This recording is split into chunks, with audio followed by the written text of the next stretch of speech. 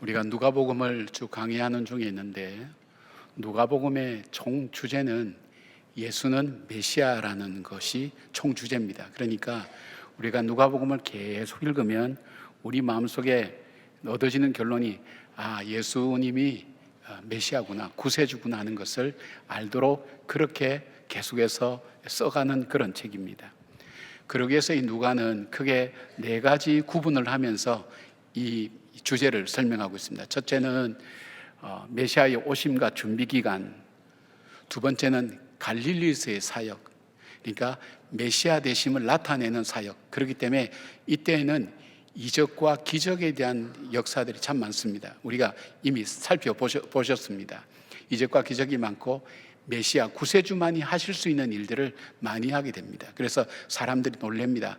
예수님이 구세주가 메시아냐, 그렇게 얘기합니다. 그 다음에는 이제 이 갈릴리를 떠나서 이 예루살렘으로 올라가는 그 길 여정에서 일어난 일들을 기록합니다. 이때는 이미 메시아로 인정받은 많은 일들이 있기 때문에 메시아로서의 비유, 가르침이 이때는 참 많습니다. 우리가 지난 몇 주간 계속해서 이 비유나 이런 부분이 나온 이유가 뭐냐면 메시아로서의 가르침입니다. 그리고 예루살렘에 올라가셔서 거기서는 십자가와 부활의 일들, 모든 복음서가 여기에 초점 맞추고 있죠. 사실은 굉장히 중요한 초점이니까 여기 맞추고 있죠. 그래서 참 메시아 되심이 바로 이 십자가와 부활을 통해서 나타나는 것을 봅니다. 그런데 이제 오늘 본문은 뭐냐면 갈릴리에서 예루살렘으로 올라가는 그 여정 마지막 부분에 벳바게와 이 베다니 쪽에 가셔서 예수님께서 우리가 이해하지 못할, 제자들이 이해하지 못할 그런 말씀을 하시는 거예요. 그러니까 이 과정을 통해서 예수님께서 우리에게 예수님이 어떤 분인가, 어떤 메시아인가 하는 것을 소개하고 있습니다. 누가가 우리에게 소개하려고 하는 예수님은 어떤 메시아인가 하는 것을 생각해 본데 한 세 가지로 얘기하고 있습니다. 하나는 세상의 주인이시다. 예수님은 세상의 주인이시다. 그리고 두 번째는 만왕의 왕이시다. 세 번째는 평화의 길을 여시는 구원자시다. 그것을 우리에게 이 본문을 통해서 말씀하고 있습니다. 하나씩 살펴보면서 정말 나는 예수님을 나의 메시아 구세주로 믿고 있는가? 믿는다면 나는 어떻게 살아야 될 것인가 하는 것을 여러분이 함께 살펴보는 그런 기회가 되기를 바랍니다.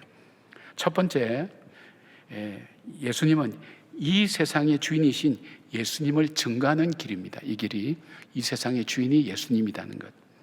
30절 31절에 보니까 이르시되 너희는 맞은편 마을로 가라. 그리로 들어가면 아직 아무도 타보지 않은 나귀 새끼가 매어 있는 것을 보리니 풀어 끌고 오라. 만일 누가 너희에게 어찌하여 푸느냐 묻거든 말하기를 주가 쓰시겠다 하라 하심에 되어 있습니다. 이 말씀은 제자들 입장에서는 굉장히 황당한 말씀이었을 것입니다. 제자들보다 또 황당했던 분이 나귀 새끼의 주인이었을 것입니다. 나귀가 메어져 있다는 것은 주인이 있다는 거거든요. 주인은 있는 나귀 새끼를 가서 거기서 아무 이유도 없이 푸는 거예요. 풀고 끌고 가려고 하는 거예요. 그러니까 주인이 묻는 거예요. 아니 당신 뭐하는 쉽게 말하면 우리말로 못하는 일이냐, 왜 이런 일을 하느냐. 그때 이 제자들이 예수님 가르쳐 준 대로 주께서 쓰시겠다. 그러니까 주인이 아무 말도 없이 그냥 나귀를 내주는 거예요. 이게 이해가 되지 않는 말이죠, 표현이죠. 근데 여기서 이제 예수님께서 우리에게 나타내려고 하는 그 의도가 있어요. 그 뜻이 있어요. 뭐냐 하면 여기서 주께서 쓰시겠다라는 말의 원문을 보면 주께서라는 것이 주격이 아니고 소유격입니다. 그러니까 주님의 나귀를 쓰시겠다는 거예요. 그러니까 나귀 주인이 아니라 주님이 주인이라는 거예요. 그 주인이 이 나귀를 쓰시겠다, 이런 뜻입니다. 원어를 번역하면. 그리고 여기서 주께서 할 때 주는 퀴리오스라는 이 단어로 우리가 예수 그리스도를 나의 구세주와 주님으로 고백할 때 쓰여지는 나의 주권자, 나의 주인 되는 그런 의미입니다. 그러니까 이걸 좀 정리해서 요약하면 이렇게 말씀드릴 수가 있습니다. 만물의 주인이신 메시아께서 그의 나귀를 사용하시겠다, 이렇게 표현할 수 있습니다. 나귀의 주인은 이 세상의 주인이신 메시아의 명령에 순종해서 자기가 사용하던 것을 진짜 주인에게 돌려드린 것입니다. 다시 말해서 예수님께서 내가 지금까지 너에게 쓰라고 주었는데 이제는 내가 필요하니 돌려받아 사용하겠다라고 말씀하신 겁니다.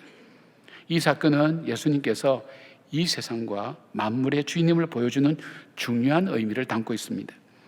바울은 로마서 11장 36절에 이렇게 말씀합니다. 이는 만물이 주에게서 나오고 주로 말미암고 주에게로 돌아감이라. 그에게 영광이 세세에 있을지어다. 아멘이라고 말씀하셨고, 고린도전서 2장 12절에 이렇게 말씀합니다. 우리가 세상의 영을 받지 아니하고 오직 하나님께로부터 온 영을 받았으니 이는 우리로 하여금 지금까지 은혜로 주신 것들을 알게 하려 하심이라고 그렇게 말씀합니다. 예수 그리스도를 자신의 구세주와 주님으로 믿는 사람들은 하나님의 영을 받은 사람입니다. 그 로마서 8장 9절 보니까 누구든지 그리스도의 영이 없으면 그리스도의 사람이 아니라고 그렇게 말씀하고 있습니다. 그러니까 하나님의 영을 받은 사람은 만물이 하나님께로부터 왔고 또한 하나님께로 돌아간다는 것을 알고 나에게 준 모든 것이 하나님의 것인데 나에게 은혜로 주어진 것임을 아는 사람, 바로 그런 사람이라는 것입니다. 이런 사람을 청직이라고 얘기합니다. 우리 지난주에 말씀에서 나눴죠. 청직이라는 것은 주인의 모든 것을 관리하면서도 그것이 자신의 것이 아니라는 것, 그것을 아는 사람입니다. 뿐만 아니라 이 청지기는 주인의 뜻에 따라서 모든 것을 사용해야 하면서 주인이 정산하는 날에 모든 것을 내어놓아야만 하는 것입니다.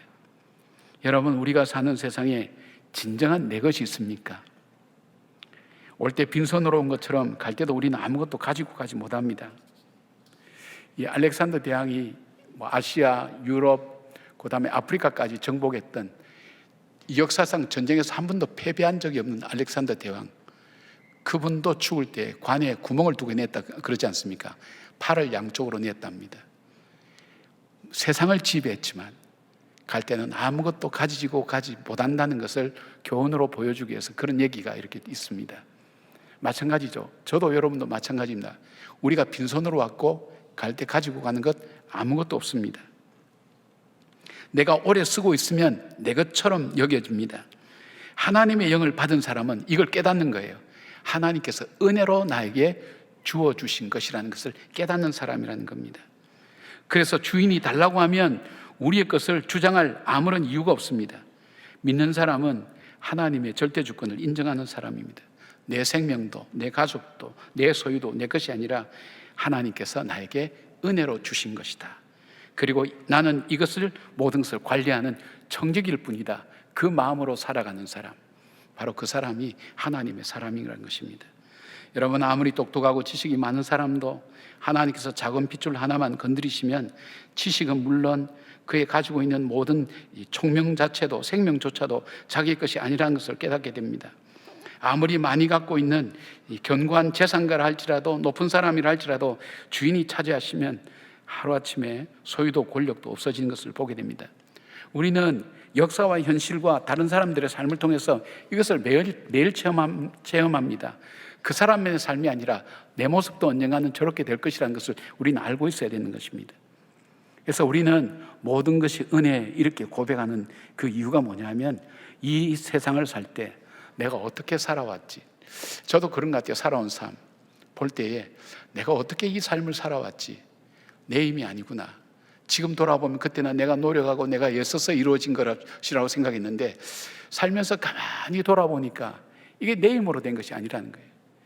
그래서 전에는 말씀이니까 믿어서 고백했는데 이제는 살아온 삶을 이렇게 돌아보니까 그렇구나, 내 힘이 아니라 하나님의 은혜였구나, 하나님의 사랑이었구나, 하나님의 베푸심이었구나, 이것을 아는 거예요. 그러니까 우리가 지금 갖고 있는 것도 내 것이 아니라는 것. 그러니까 이 말은 뭘까요? 이 다윗이 고백한 것처럼 역대하 29장 14절에 다윗이 성전을 건축하려고 재물을 모을 때에도 이렇게 모으고 난 다음에 이렇게 고백합니다. 우리가 주의 손으로 받은 것으로 주께 드렸을 뿐이니다. 주께 받은 것입니다. 이 청지기의 고백이죠. 그리고 또 하나 우리가 볼 수 있는 것이 뭐냐면 우리가 가진 모든 것, 우리 자체도 포함해서요, 주인인 하나님 손에 쓰임받을 때가 가장 존귀하게 쓰임받습니다. 이 낙이 어린 새끼가 무슨 의미가 있습니까? 그 훌륭한 말도 아닌데요. 근데 얼마나 복된 낙이 새끼인가. 왜요? 주인이 쓰시기 때문에. 내 삶이 주님 앞에 쓰이는 것보다 더 복된 것은 없다는 것입니다. 자, 우리가 한번 말씀을 한번 정리를 해볼게요. 그러면 주님이 쓰시겠다고 우리한테 달라 그럴 때에 때로는 내 생명까지도, 내가 갖고 있는 자녀까지도, 그 다음에 가족들까지도, 소유까지도 달라 그럴 때 선뜻 줄 수가 있습니까? 쉽지 않죠. 내 것이라고 생각하니까 계산이 복잡해지는 거예요. 어려워지는 거예요. 근데 이게 내 것 아니고 하나님 거다 할 때는 온전하게 우리가 드릴 수 있는 겁니다. 연말 되면 우리가 교사로, 목자로 이렇게 교회 여러 가지 직분을 통해서 좀 섬기라고 그렇게 부탁을 드립니다. 그럴 때 거절하는 분들도 있고, 또 바빠서 제가 지금 이런 상황이 있어서 정말 이해할 만한 상황들이 많아요. 그러나 우리는 한 가지 생각해 보셔야 돼요. 뭘 생각이 되냐? 이게 정말 내 거냐? 언제까지나 내 거냐? 그 생각을 해보셔야 되고, 또 하나 있다면 내가 쓰임받는 것 중에 하나님, 내 삶의 주인 되신 하나님께 쓰임받는 것보다 더 존귀하고 귀한 일은 없잖아. 그런 의식이 내한테 있냐 이거예요. 사랑하는 여러분, 우리 주님은 오늘 이 어린 나귀 새끼를 통해서 만물의 주인이 하나님이시라는 것, 메시아 되신다는 것을 우리에게 말씀하고 있습니다. 그 주님을 우리가 믿고 있는 겁니다. 내 삶의 주인, 이 세상의 주인, 그 주님을 나의 구세주와 주님으로 믿고 있는 겁니다. 그 믿음 굳게 붙드셔서 주님께서 쓰시겠다 그럴 때에 주님이 기뻐하심으로 사용하실 수 있는 여러분들 되기를 주의 이름으로 축복합니다. 두 번째는 뭐냐면 세상의 왕으로 오신 예수님을 증거하는 것입니다. 증거하는 길이 바로 이 예루살렘으로 올라가는 길입니다. 38절에 보니까 이르되 찬송하리로다 주의 이름으로 오시는 왕이여 하늘에는 평하여 가장 높은 곳에서는 영광이로다 하니 되어 있습니다. 예수님께서는 지금까지 배나 도보로 예루살렘까지 오셨습니다. 그런데 예루살렘이 한 3km밖에 남지 않은 그 시점에서 갑자기 예수님께서 이 베다니에서 벳바기에서 나귀 새끼를 가지고 오라고 얘기하고 거기서부터 나귀를 타고 가신단 말이에요. 요즘 말로 말하면 어른이 세발 자전거 타고 가는 거하고 똑같단 말이에요. 근데 이 나귀를 타고 가신 이유가 뭘까요? 걷는 게 차라리 편하셨을 건데, 그것은 바로 구약에서 메시아에 대한 예언을 이루시기 위한 겁니다. 500여 년 전에 선지자 스가랴가 9장 9절에 다음과 같이 예언을 합니다. 시온에 따라 크게 기뻐할지어다, 예루살렘에 따라 즐거이 부를지어다. 보라, 내 왕이 내게 임하시나니 그는 공의로우시며 구원을 베푸시며 겸손하여서 나귀를 타시나니 나귀의 작은 곧 나귀 새끼니라. 다시 말해서 예수님께서 예루살렘 성에 입성하시면서 나귀를 타신 이유는 자신이 왕이며 구약에 예언한 메시아라는 것을 증거하기 위해서 나귀를 타신 겁니다. 이때 백성들이 환호한 찬양, 이것을 흔히 메시아의 찬양이라고 부릅니다. 시편 118편 25절 26절에 나오는 그 노래들입니다. 여호와여 구하옵나니 이제 구원하소서, 여호와여 우리가 구하옵나니 이제 형통하게 하소서. 이것이 호산나라는 뜻이고요. 26절에 보니까 여호와의 이름으로 오시는 자가 복이 있으며 우리가 여호와의 집에서 너희를 축복하였도다, 그렇게 되어 있습니다. 이들이 예수님이 행하심과 말씀하신 것과 이적과 기사를 보고 들었던 사람들이었습니다. 그래서 이렇게 노래 부릅니다. 38절 한 번 더 우리가 보시면 이르되 찬송하리로다 주의 이름으로 오시는 왕이여 그랬어요. 하늘에는 평하여 가장 높은 곳에서는 영광이로다 하니 외치며 찬양합니다. 자신들의 고통과 아픔을 아시고 정치적이고 경제적으로 자신들을 풍성하게 하고 자유롭게 하시며 다윗이 통치하는 그 시대의 영광을 다시 회복시켜줄 왕이라고 그렇게 환호하고 찬양합니다. 제자들은 자기의 겉옷을 나귀 새끼 위에 걸쳐서 예수님을 태웠습니다. 백성들은 예수님이 지나는 길에 자기들의 겉옷을 펴고 종려나무를 깔거나 흔들며 찬양합니다. 바로 이런 모습들은 왕의 즉위식을 나뉜 의식에서 이런 행위를 하고 있었습니다. 그런데 주목할 것은 예수님의 입성이 흔히 권력자들이 권위를 가지게 하기 위해서 말을 타고 행차하는 모습과는 전혀 다른 것입니다. 스가랴 선지자는 예수님께서 겸손하셔서 나귀를 타셨다고 예언했는데, 이 원어 겸손이라는 것을 어떤 영어 번역에서는 험블이라고 이렇게 겸손이라고 표현하고 있지만, 어떤 영어 성경에는 롤이라고 하는 낮은, 천한이라는 이 단어로 번역해서 예수님께서 가장 낮은 자의 모습으로 오셨다는 것을 강조합니다. 세상의 승리자들이 보여주는 거만하고 화려한 입성과는 근본적으로 다릅니다. 예수님은 나귀, 그것도 나귀 새끼를 타시고 겸손하고 낮은 모습으로 이 땅에 오신 겁니다. 하나님의 아들은 가장 낮고 천한 모습으로 이 땅에 오셔서 이 땅에 가난하고 천한 모든 사람에게 가장 기쁜 소식을 주시기 위해서 오신 것입니다. 그런데 높은 사람들인, 또 성경에 대한 지식이 많은 이 바리새인들과 서기관들은 이 세상의 왕이자 메시아가 오셨는데 왜 그것을 깨닫지 못했을까요? 그리고 그 메시아를 자신의 구세주와 주님으로 왜 영접하지 못했을까요? 빌라도는 예수님을 시문하면서 예수님으로부터 예수님이 왕이라는 대답을 듣고도 이 세상에 오신 메시아를 그들은 영접하지 못했습니다. 왜일까요? 예수님께서 탄생하실 때도 마찬가지입니다. 메시아가 이 땅에 왔지만 요한은 그 백성이 그를 영접지 않았다 그랬어요. 그를 영접한 사람이 두 사람이죠. 성경에 나오는 거 보면 정말 구도자, 유대의 왕이 어디에서 나타났느냐, 정말 이 땅에 메시아가 어디 있느냐를 찾는 구도자, 이 동방의 박사들, 그들이 예수님을 영접했고, 저 들에서 밤중에도 양을 치는 천한 목자들이 와서 메시아를 맞이했습니다. 왜 그랬을까요? 한번 생각해 보셨나요? 이 땅에 왕으로 오신 메시아를 맞이했던 사람이 극소수라는 거예요. 왜 몰라봤을까요? 어쩌면 우리에게도 해당되지 않을까요?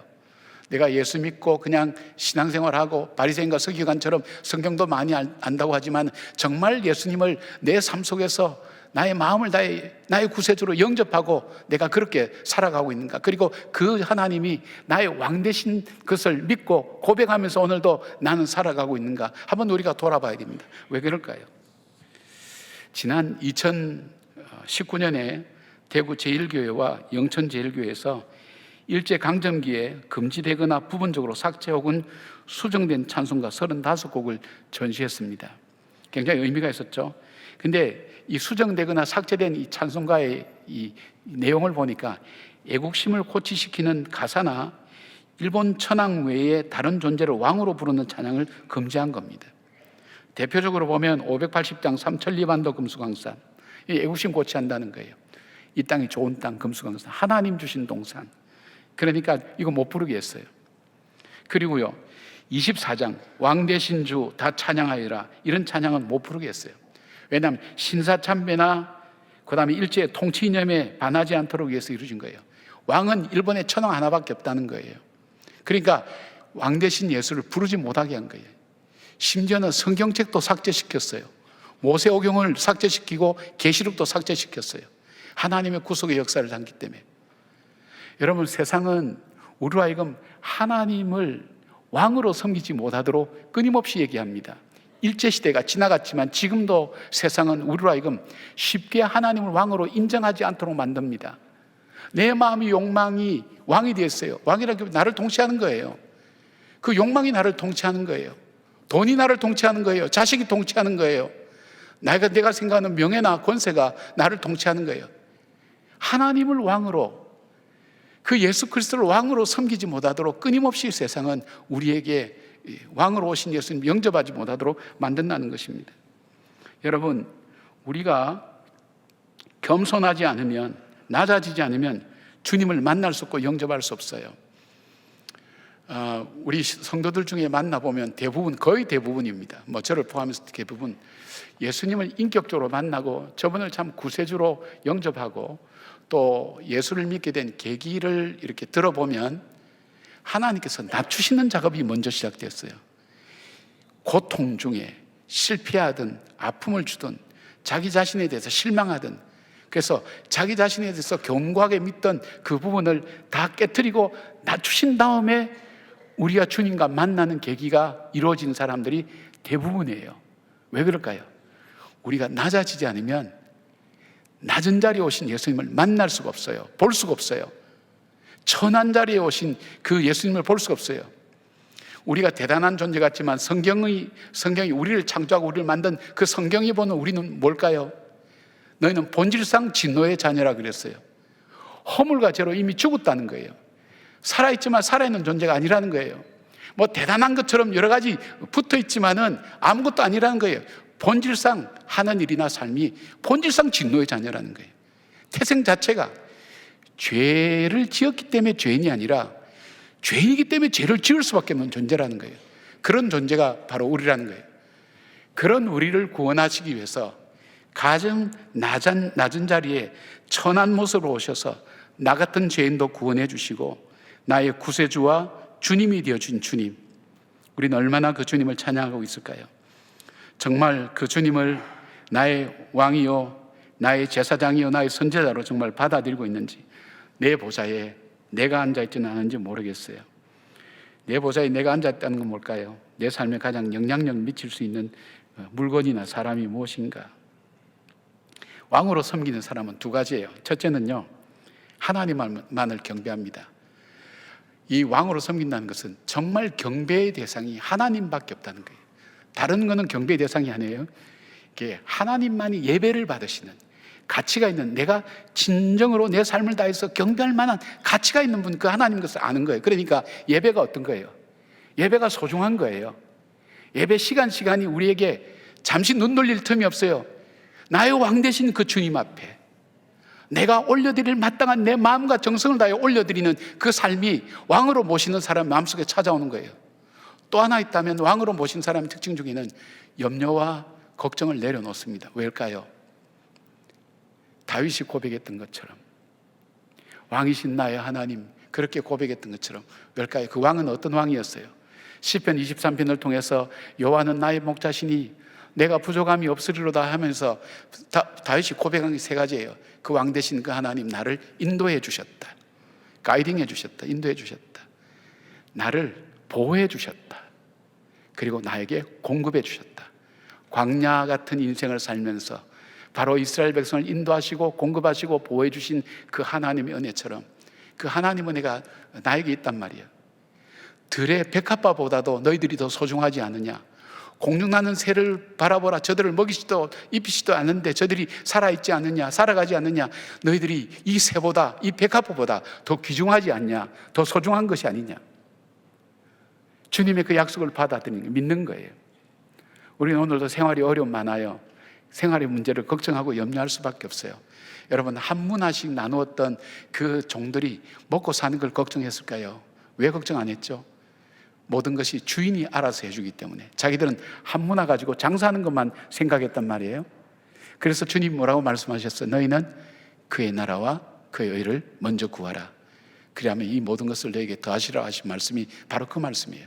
내가 주 안에 있다는 것.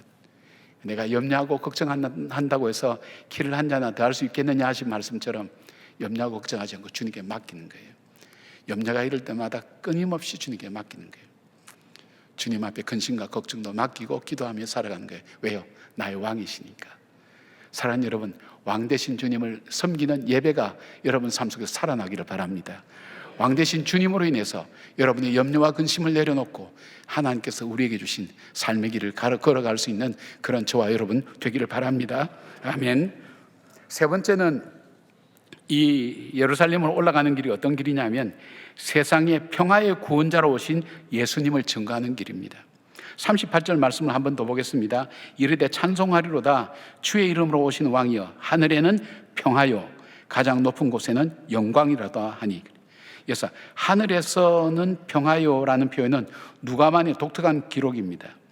이 의미는 뭐냐면 인간의 죄로 인간과 원수되었던 하나님이 장차 예수 그리스도의 십자가에서 속죄의 죽음과 부활로 인해서 인간과 화해하고 평화의 길이 열린다는 그런 의미입니다. 로마서 5장 1절 2절에 이렇게 말씀합니다. 그러므로 우리가 믿음으로 의롭다 하심을 받았으니 우리 주 예수 그리스도로 말미암아 하나님과 화평을 누리자. 또한 그로 말미암아 우리가 믿음으로 서 있는 이 은혜에 들어감을 얻었으며 하나님의 영광을 바라고 즐거워하느니라. 그렇게 되어 있습니다. 여기 하나님의 영광이라는 것은 우리가 믿음으로 의롭다 하심을 받고 은혜 가운데 살아가는 모든 인생이 하나님께 영광이 된다는 것을 의미합니다. 여러분, 평화는 인간이 만들 수 있는 게 아닙니다. 모두 다 평화를 얘기하죠. 유명한 것이 팍스 로마나라는 거 알죠? 로마가 세계를 정복할 때 평화가 이루어졌다. 그래서 팍스 로마나라고 얘기합니다. 그러나 사실상 평화는 아니죠. 우리나라가 일제강점기 되기 전에 헤이그에 밀사를 파송했죠. 평화의 개념이 달랐어요. 그 모임은 강대국 몇 개국이 모여서 평화에 대한 의논을 하는 회의였는데, 식민지 상황에 처한 바로 우리의 평화는 자주 독립이었어요. 평화의 개념이 달랐어요. 그러니까 이 땅에는 평화가 없어요. 힘은 힘에 의해서 또 다른 정복을 받고 계속해서 도전을 받고 무너지고 그렇게 될 수밖에 없어요. 우리 인간 속에. 이 근원적인 문제가 어디서부터 온다고 생각합니까?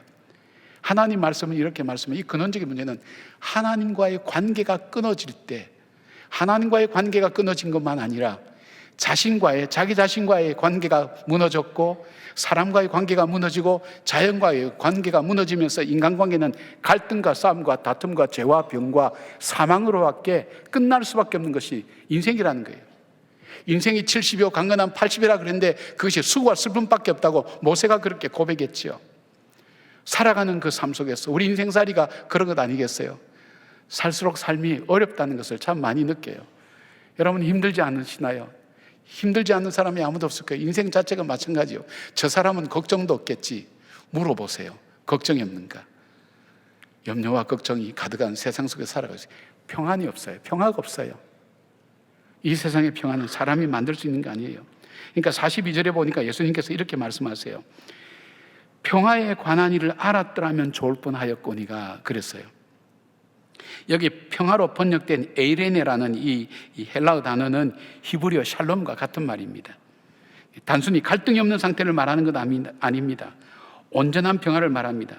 쉽게 말씀드리면 인간은 진정한 평화를 이룰 수 없지만 예수님을 통해서 하나님과의 올바른 관계를 회복하고 하나님의 통치하심을 받는 백성에게 주어지는 의와 희락과 화평의 나라를 이룰 수 있다는 것입니다. 그러니까 어떻게 될까요? 예수님의 관심은 백성들이 환호에 있지 않았어요. 예수님의 관심은 말을 타고 왕으로 위엄 있게 세워지는 그것에 관심이 있지 않았어요. 예수님의 관심은 바로 우리를 평화를 주시기 위한 것에 목적이 있었어요. 그 평화가 어떻게 이루어지는 거예요? 하나님과 관계가 회복되는 거예요. 하나님과의 관계가 회복이 됩니까? 우리 힘으로는 할 수가 없어요.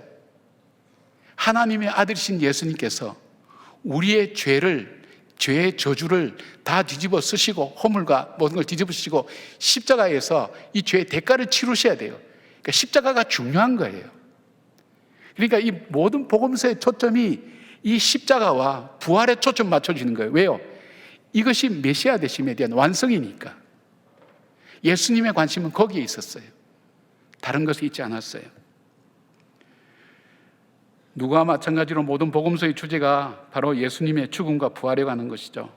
가장 높은 곳에서 가장 낮은 곳으로 가장 귀한 분이 가장 천한 몸으로 이 땅에 오셔서 십자가에 죽으시고 그 피로 내 죄를 대속해 주시고 나를 자녀 삼아 주시고 다시 부활의 산 소망을 주셨습니다. 이것이 바로 복음입니다. 이게 평화의 길이에요.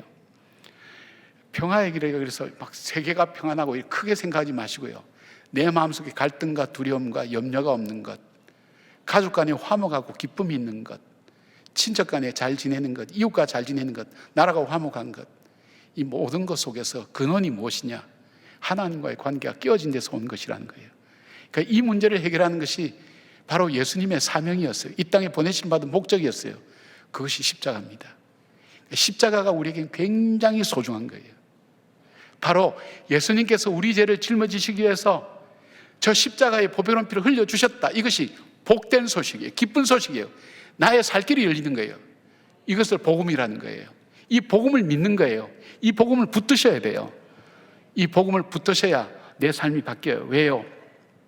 이 주님의 방법은 힘이 아니었어요. 십자가였어요. 십자가에서는 세상에서 말하는 승리나 힘과는 상관이 없어요. 세상의 사람들이 볼 때는 실패한 것이에요. 무능한 것이라고 볼 수 있어요.